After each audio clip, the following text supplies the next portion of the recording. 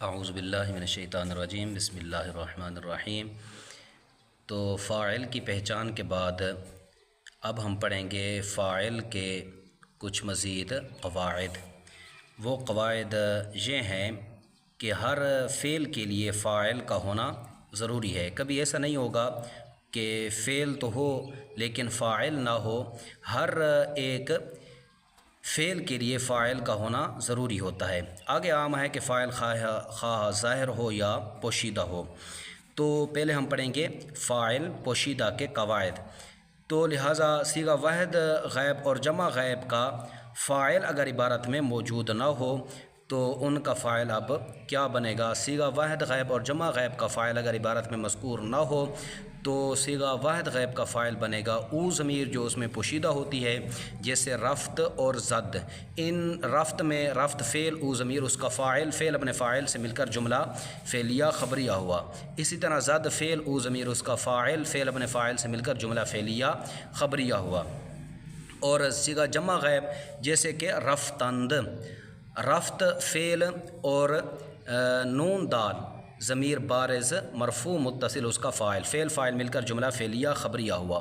اور اسی طرح زدند میں زد فعل نون دال ضمیر بارز مرفوع متصل اس کا فاعل ہو جائے گا، یہ فعل فاعل مل کر جملہ فعلیہ خبریہ ہو جائے گا۔ اب ہم آتے ہیں اس کی طرف کہ اگر فاعل عبارت میں مذکور ہو تو پھر کیا طریقہ ہوگا؟ فاعل جب عبارت میں مذکور ہو جیسے رفت زید اور طلباء برفتند، تو اس میں رفت کے اوپر سوال کریں گے۔ رفت کا معنی ہے گیا، تو سوال کریں گے کہ کون گیا؟ تو جواب آئے گا زید، زید ہمارا بن جائے گا فاعل، فعل اپنے فاعل سے مل کر جملہ فعلیہ خبریہ۔ اسی طرح طلباء برفتند، رفتند کے اوپر سوال کریں گے کون گئے؟ تو جواب آئے گا طلباء، تو رفتند فعل ہو جائے گا، طلباء فاعل، فعل فاعل مل کر جملہ فعلیہ خبریہ ہو جائے گا۔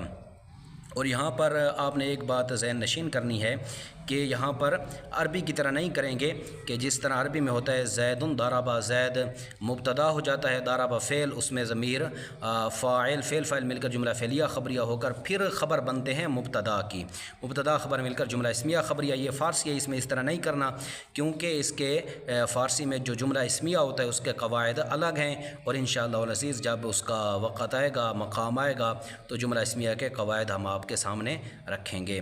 تو یہ جملہ اسمیہ نہیں بنتا، جملہ فعلیہ ہی بنے گا۔ اور امر کے صیغہ واحد حاضر میں اور فعل نہج کے صیغہ واحد حاضر میں تو ضمیر ہمیشہ فاعل